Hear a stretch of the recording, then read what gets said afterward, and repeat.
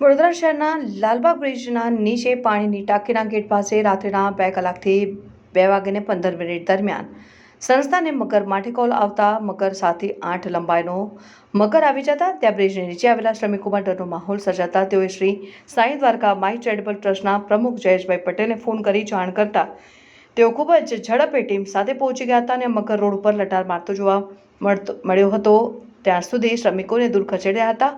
ત્યાં સેવ wild life ટ્રસ્ટના સંદીપભાઈ આવી ચડ્યા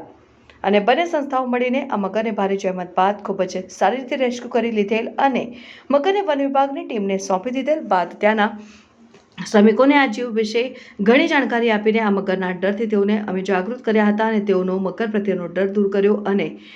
તમામ મીડિયાના માધ્યમથી લોકોને એક સંદેશો આપીને આવા જીવ નજરે પડે તો અમારી સંસ્થાને કોલ કરવો. આભાર તેમ જણાવ્યું તથા મોબાઈલ નંબર